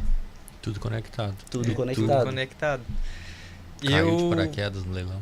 Eu caí de paraquedas no leilão, mas eu acho que era um caminho natural, né? Porque trabalhei muito tempo, quase 10 anos, no registro de imóveis, na parte extrajudicial, lidando todos os dias com imóveis. Então, toda essa parte de incorporação, loteamento, condomínio de lotes, a gente vai tendo aquilo na prática, do lado de dentro do balcão do registro de imóveis. E foi isso que fomentou a minha ideia de sair do cartório, porque eu via que eu estava prestando assessoria para colegas que estavam advogando, porque eles não sabiam resolver os problemas do cartório. E muita gente hoje ainda não sabe como que funciona o extrajudicial. E aí aquilo foi batendo assim, por que eu vou tirar as dúvidas e ensinar a pessoa que está ganhando dinheiro para fazer isso se eu sei fazer?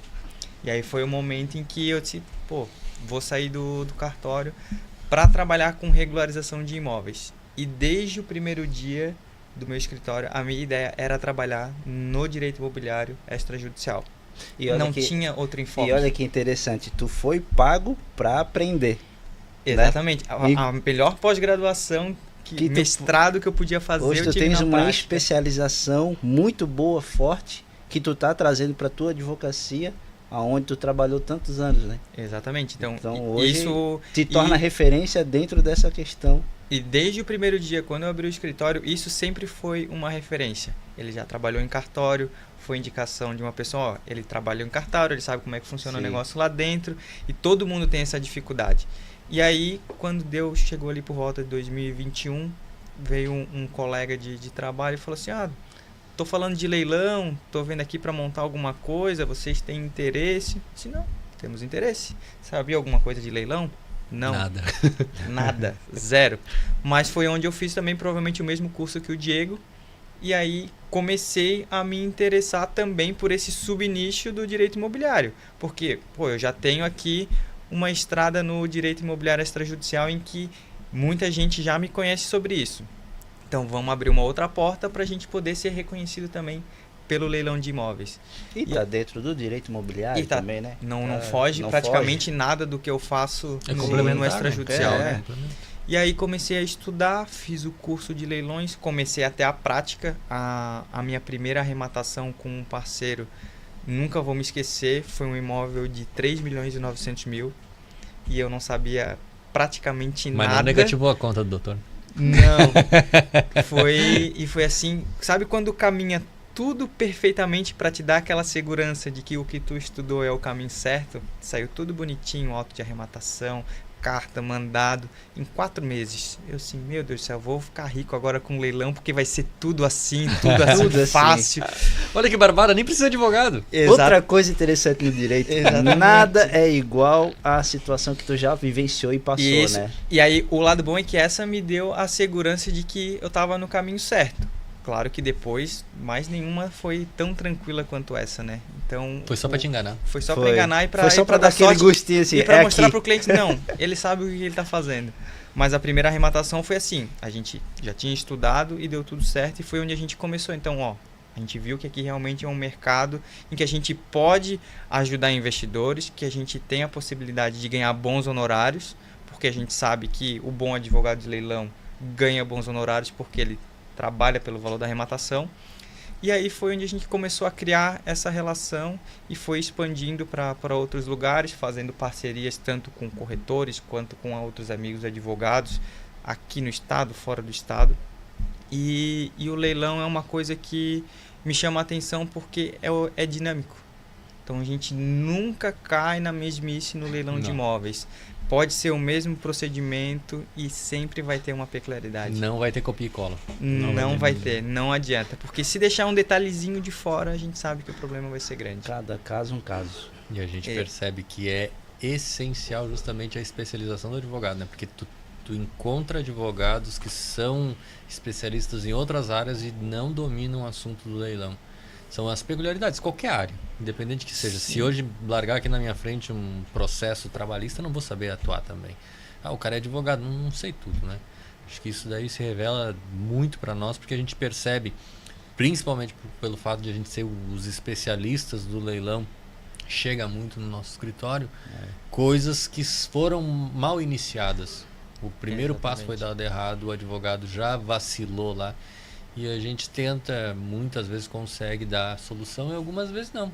Mas faz parte do jogo e é trabalho que a gente demanda em função daquilo que a gente conhece, né?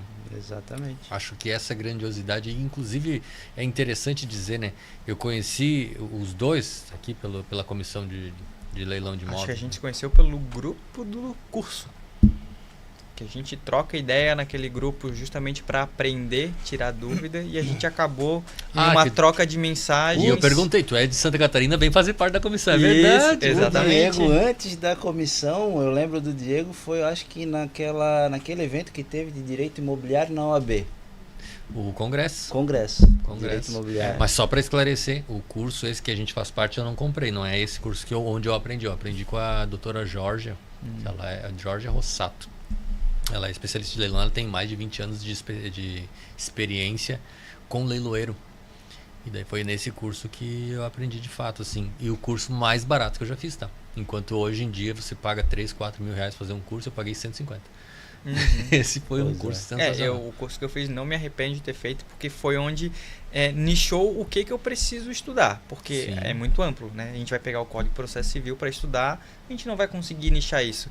E eu sou muito de ter o caso concreto e descobrir a solução para aquilo ali. Agora, estudar de forma genérica é mais difícil. Sim, aí Então, eu concursado. Isso, e aí o curso te traz isso, né? O bom curso, que fique bem claro isso, traz aquele nicho em onde você deve estudar. Então a gente tem que tomar cuidado também qual é o tipo de curso que a gente está comprando. Que o curso também vai dar aquela mastigada e vai te direcionar o que tu deve estudar, né? As leis que tu deve seguir, onde tu deve se pautar, onde tu deve se assegurar para poder dar a melhor assessoria jurídica relacionada ao leilão de imóveis. E aí a gente já tem que fazer aquela propaganda. Não compre curso que diga que não precisa de advogado. Não. Porque Como? se o curso já começa com esse tipo de propaganda, foge porque... A abordagem inicial tá errada, né? Hoje, inclusive, eu Sim. fiz uma publicação no meu Instagram que eu disse, cara, a pessoa estava muito mal instruída.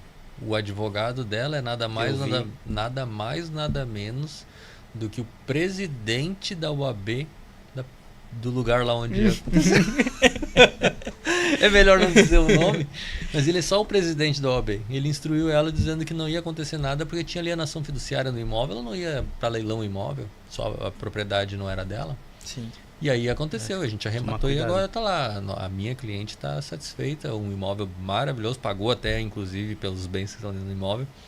Muito bonito. Mas eu digo até que os cursos, assim, eles são válidos para a pessoa que quer arrematar, mas não tem conhecimento, para ela ter uma orientação, para ela ter uma, como é que eu vou dizer? Uma informação maior do que é o leilão, o que acontece, quais são as fases, quais são os procedimentos, né? Mas aí, a partir do momento que ela decide arrematar, eu acho que aí ela deve estar assessorada por um advogado, com certeza. Eu costumo dizer Não que... pode se excluir a figura do advogado, a assessoria do advogado. Eu É muito costumo importante. dizer, aquilo ali é apresentação para ti. Se é uma pessoa média, o homem médio, ele quer fazer um investimento.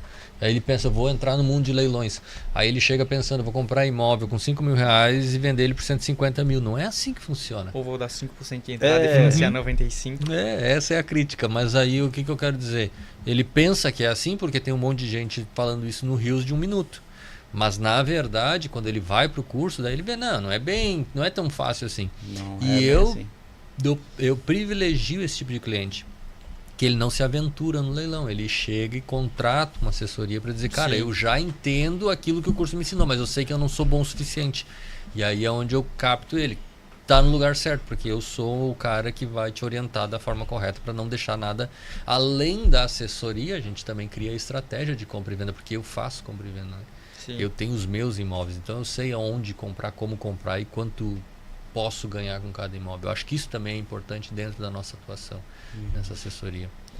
Eu costumo dizer que o investidor de verdade, aquele que sabe quanto que vale o seu dinheiro, ele não vai perder tempo fazendo um curso para que ele possa se especializar e que ele possa fazer sozinho essa arrematação.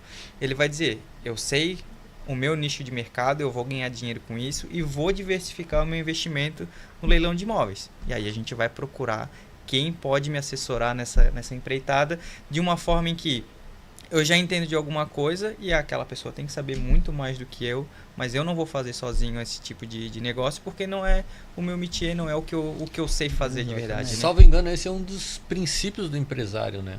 Tu não tem que saber tudo, tu tem que contratar boas pessoas que saibam Ou bem. se aliar às pessoas, né? Ou fazer sociedade com pessoas que tenham a expertise. Tu tens o capital, mas não tens a expertise. Então tu associa ali aquela pessoa. Na hora em que você vai montar uma empresa, uma equipe, não é nem uma empresa, vamos montar uma equipe, que nem a gente está montando aqui, a gente quer os melhores. Se você souber escolher bem, você não precisa dominar o assunto. Mas a pessoa que você está se aliando, ela tem que entender bem, ela tem que dominar. E acho que isso é E fundamental. consequentemente aquilo ali é que acaba criando uma rede, todo mundo consegue ganhar e multiplicar, né? Sim, Se multiplica. a gente tem um pouco desse princípio já na advocacia quando a gente vai nichando Fazendo a especialidade. as próprias parcerias, né? Exatamente. A Se a gente gente não tem pode um atender bom tudo, amigo mas- que faz o direito de família, vamos fazer uma parceria para esse Exato. amigo lidar com o nosso problema do direito de família. Se a gente Destina ele. tem um amigo que faz o direito do trabalho, e daí assim todo mundo ganha, todo mundo fica feliz e a gente não sai da Isso. nossa zona de conforto, Com né? Que eu certeza. acho que quando a gente sai da nossa zona de conforto para uma coisa ruim que não vai te deixar focar naquilo que realmente importa, isso acaba te distanciando do resultado final.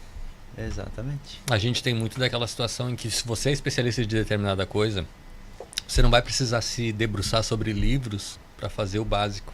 Enquanto que se você não entende de determinada matéria, você tem que começar do zero.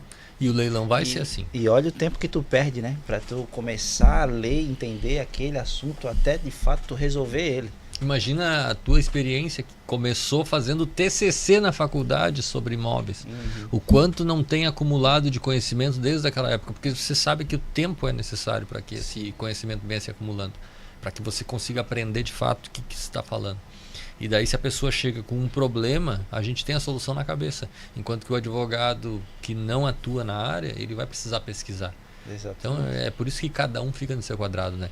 Se hoje o advogado não sabe para onde ir e entende que o mercado imobiliário é interessante para ele, ele pode optar sim pelo direito imobiliário e escolher dentro do direito imobiliário as diversas áreas que a gente E tem. tem muita, né?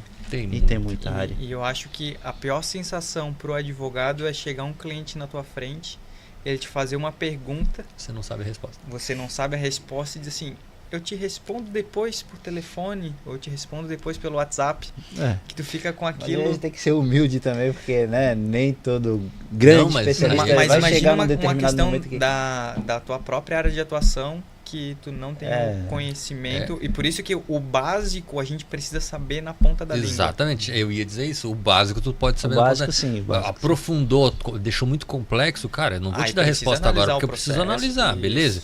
Mas agora o cara chega pra mim aqui, sentando na minha frente e pergunta sobre CDC, bicho, eu vou ter que dar uma olhada, porque eu não me lembro bem como é que é o Código de Defesa do Consumidor. Uhum. Então isso pega.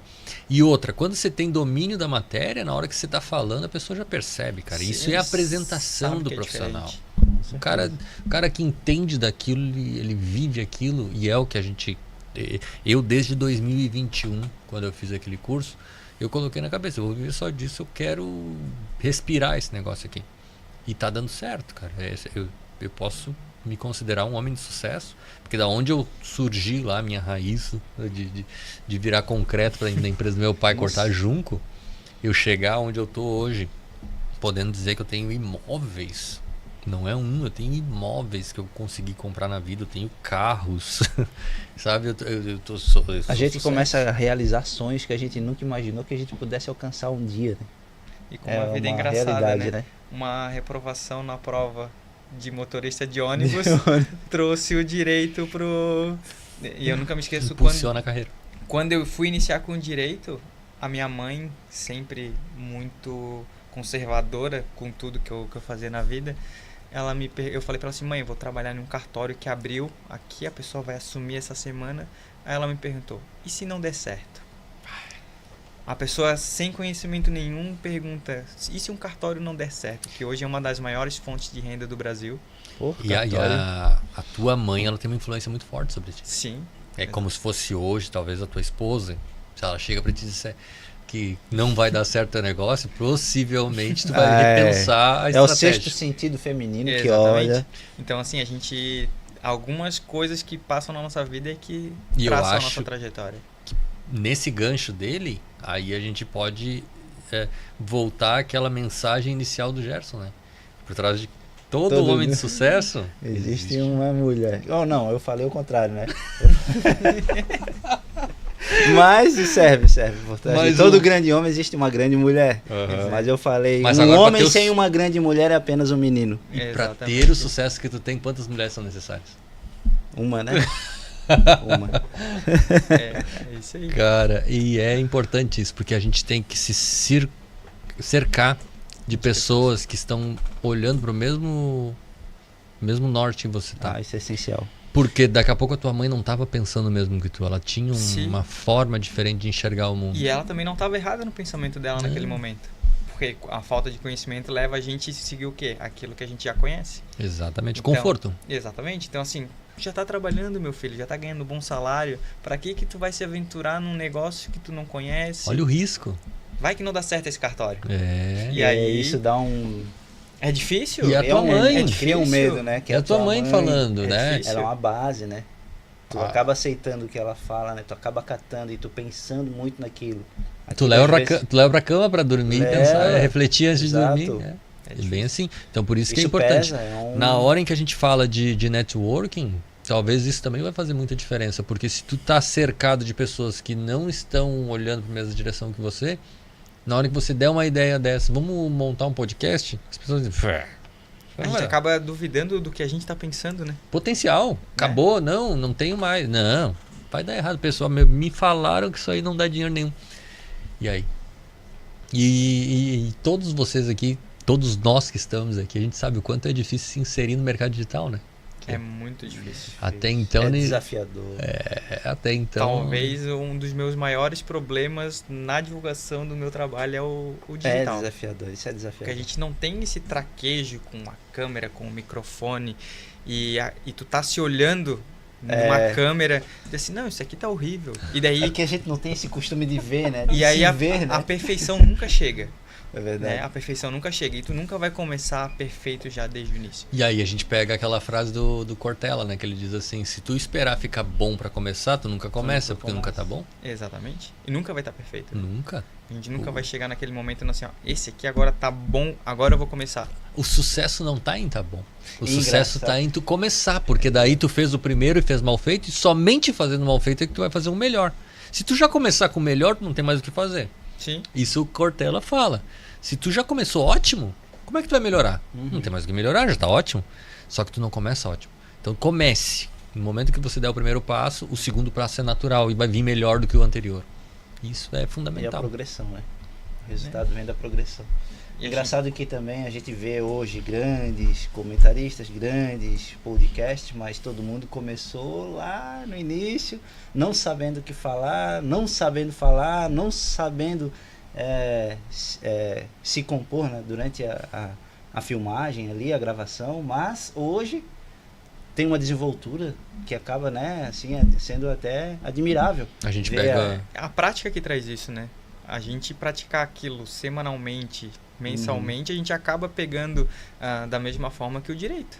Você vai Qualquer aprendendo, coisa. vai aprendendo. As Quando tu vê, audiências, sai. né, até quando a gente começa A a minha primeira primeira audiência, audiência foi aquele negócio. Ah, e sobre esse é um bom audiência. tema, hein? Esse Sobre é um bom tema. audiência, eu tenho uma história pra contar. Porque eu era só estudante de direito, eu tava daí naquela época em que eu tava afastado do serviço por causa do ombro que eu fiz a cirurgia. E eu ia em todas as pautas de sustentação oral do JEC. E se tivesse a oportunidade de eu fazer sustentação oral, eu tava acompanhando as pautas, eu vi os julgamentos. Aí na época em que eu entrei no escritório, eu me lembro que eu tinha que trabalhar pelo menos 6 horas por dia. Então eu podia chegar a qualquer horário do escritório, trabalhar 6 horas e ir embora. No dia que tinha as pautas lá em Porto Alegre, eu ia bem cedo, saía bem cedo e ia pra lá pra ficar assistindo. E quando tinha qualquer ação que precisasse, qualquer recurso nominado, eu ia lá fazer sustentação oral. Não, eu não tive esse... Não, não tive também, não. Isso tudo Eu não. fui, cara. A eu minha fui. primeira... Estagiário fazendo sustentação oral. A era minha demais. primeira audiência foi no direito do trabalho também. Naquela época, início de escritório, eu precisava de dinheiro, então me cadastrei em todos os sites de correspondente que tinha no Brasil para poder fazer Quem nunca? a audiência. A estratégia de sucesso. Né? Para ganhar um dinheirinho para pagar as contas. 80 pilas, sim. Não, mas eu Nossa, consegui cara, ainda isso uma pessoa lá no Paraná que tinha muitas ações aqui em Santa Catarina e ela me pagava R$250 Olha aí, cara. por audiência bem. de conciliação e 350 audiência de instrução. Pagava bem. Então, isso em 2019 era muito dinheiro, fazia 4, 5 audiências, estava pago o aluguel do Pagava escritório aluguel, é. e só para fazer audiência. E eu nunca me esqueço, a minha primeira audiência foi com o Dr. Walter Túlio, da 2ª Vara do Trabalho de Florianópolis. E ele é um amor de pessoa. E ele me perguntou, doutor, tem acordo? Assim, Não, excelência, não tem acordo. Tá, mas não tem nenhuma proposta da empresa? Não, excelência, eu tô só como correspondente, só vim fazer a audiência. Aí ele assim, então o doutor liga para a empresa, para quem manda, para ver se a gente... Que legal isso, né, para ver cara? se a gente Eu acho consegue legal compor para fazer um acordo, porque aqui eu já vi, tem hora extra, tem não sei o quê. Ele vai levar no final, então vamos tentar fazer um acordo que fica melhor para a empresa. Eu saí da sala de audiência para ligar para a empresa, para ver se tinha uma proposta de acordo. A empresa disse que não tem proposta de acordo. Voltei, Dr. Walter Túlio numa simpatia Cara, isso é muito bom, extraordinária, cara. Isso é muito porque ele bom. viu que, Eu gosto desses que era profissionais. um advogado novato, Uhum. né? E aí não teve acordo e depois fiz algumas outras audiências e ele sempre me cumprimentava, sempre lembrava provavelmente Simpático, né? daquele momento. E eu dei sorte que foi com ele Esse essa primeira acolhimento é audiência. muito bom pra quem tá começando, né? Porque imagina se a gente pega já um juiz que já é mais carrancudo, Sim. que já não tem mais paciência porque já está há muito tempo trabalhando, e aí pega um Ou advogado tá novato. cansado. não Aquele tem- momento talvez eu não fizesse mais audiência. Exatamente. São coisas assim que eu critico muito isso, Tu sabe? teve sorte também, porque São acaba que oportunidades. isso daí acabou te incentivando Isso. a seguir mais nisso Exatamente, daí. porque imagina se eu tomo uma pedrada na primeira audiência, talvez eu não Isso, fizesse talvez mais fazer. Eu sou muito crítico com relação a essa circunstância que as pessoas falam que todo mundo tem as mesmas oportunidades. Não, cara, às vezes é um resbalo desse aí, te tira toda o resto exatamente. das oportunidades da vida. Porque, eu não quero mais voltar lá, o cara Cria um me trauma, esculachou. cria um trauma dentro da É. profissão que acaba te prejudicando Tu- pro resto da vida. Tua primeira audiência e tu já toma uma porrada, uma lambada, que não dizia meu professor, Exatamente. tu já não volta, cara. E tu acaba criando assim, pô, olha só o carinho que tu tem por esse profissional, Sim, meu juiz, Deus. que tu vai levar pro resto da vida, uma boa lembrança, né? Já fui várias outras audiências lá, hoje não mais como correspondente, mas fiquei praticamente 1 ano fazendo audiência como correspondente para esse. E aí fui em todas as varas, mas eu dei sorte que na primeira eu caí com ele, porque daí nas outras eu já tava mais esperto assim, ó. Agora eu já tenho que levar. Eu já digo, não, excelência, não tem acordo e pronto, não tem isso. Mas aí aquilo ali me trouxe uma experiência que talvez me moldou para as outras audiências, além de eu ir mais preparado, porque eu também fui totalmente despreparado para uma audiência e que eu acho que é normal. Não sabia como é que porque faz, não sabia como funcionava. funcionava. Se a gente for pensar, a Justiça do Trabalho, a posição das mesas já é diferente da Justiça Exato, Estadual. é verdade, cara. Então, Isso é assim, muito importante. Aí também vai uma dica para quem tá começando, né? Espera o advogado mais experiente entrar primeiro Pra tu não sentar na cadeira errada. para ver onde é que ele vai sentar e aí depois Que a gente loucura, se né, posiciona para saber. Então, isso eu vi, eu aprendi já no primeiro audiência, eu já sabia. Vou esperar ele se posicionar para ver onde é que senta e aí não tem erro.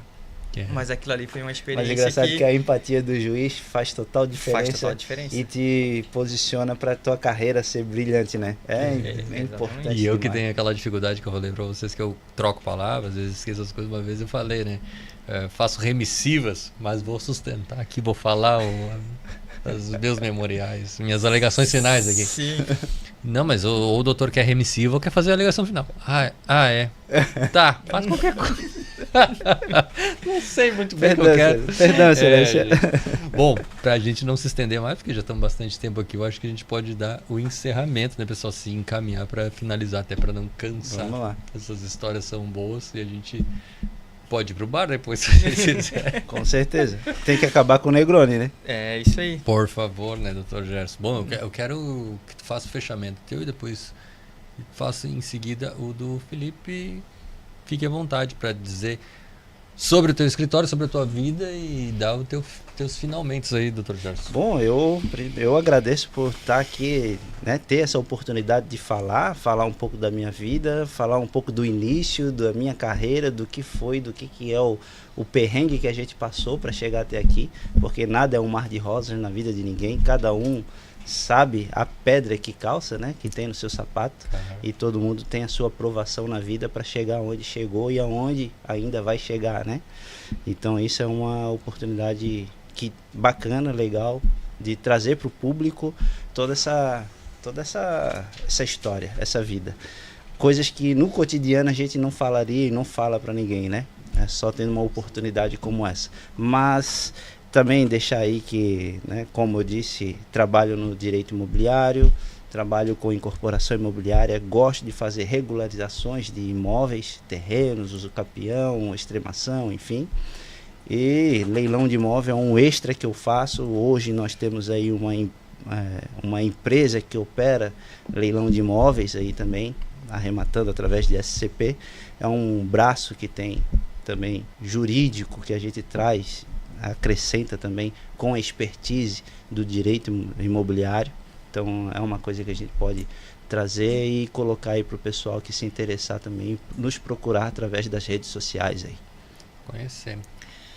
Eu vou agradecer o convite mais uma vez do nosso querido amigo Diego, que é um visionário, sempre com projetos e sempre encontra pessoas que estão dispostas a abraçar esses projetos, né? E uma coisa que talvez o Diego que tenha me ensinado, ou talvez eu tenha ouvido em algum lugar, mas que eu aprendi nos últimos tempos, que nem todos os advogados são concorrentes. Não. Eles podem ser parceiros trabalhando exatamente no mesmo nicho e trabalhando na mesma área. E isso é importante para crescer quando a gente está próximo, né? Porque às vezes a gente olha um advogado que trabalha na mesma área e diz assim, não, esse aqui é meu concorrente, eu não vou nem olhar na cara dele, não quero saber dessa pessoa. Uma coisa importante também, nós três aqui, cada um tem o seu escritório. Exatamente. Mas todo mundo aqui é parceiro e faz sua parceria e troca, né? Ideias, dúvidas, tudo que tem alguma coisa, isso é importante. É o que mais faz a gente crescer, porque às vezes um detalhezinho que a gente não está percebendo, o outro tem uma outra visão que pode trazer uma experiência diferente. Isso tudo valoriza ainda mais essa proximidade, né? E como o Gerson disse, cada um tem o seu escritório. Eu trabalho exclusivamente com direito imobiliário extrajudicial. Eu tenho pouquíssimos processos judiciais, que ainda é de uma época em que a gente não conseguia fugir, que precisava do dinheiro para poder pagar as contas. Então, graças a Deus, hoje a gente tem ali uma demanda quase que 100% extrajudicial. O meu escritório fica localizado em Biguaçu, a capital da cidade dormitório. Da cidade dormitório da Grande Florianópolis. E peço para que vocês sigam a gente nas redes sociais. O arroba é @adv.felipecunha. Então, quem quiser e tiver interesse em aprender... Felipe com 2 P's. Felipe com 2 P's, isso é muito importante, né? Porque é diferente, né? É diferente. E quem quiser saber sobre leilão, sobre direito imobiliário, quiser conversar, bater um papo, a gente está sempre aberto para projetos, para contratações, e porque eu acho muito interessante a gente ter essa proximidade com quem quer crescer. E eu acho que isso faz toda a diferença na nossa vida. Sem dúvidas, eu acho que para encerrar aí, eu vou também me despedindo, dizendo... eu sou o advogado do leilão, sou o doutor leilão, né? O meu apelido carinhoso. Posicionei aí como um advogado especialista em leilão de imóveis. Eu agora somente atuo nessas demandas de leilão em favor do arrematante, dos investidores.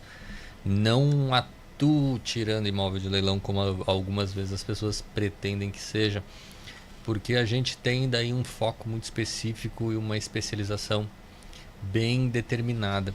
Eu acho que é interessante demais, é bem importante você se colocar, se posicionar dessa forma, porque no momento que a gente se torna referência no assunto, você é lembrado.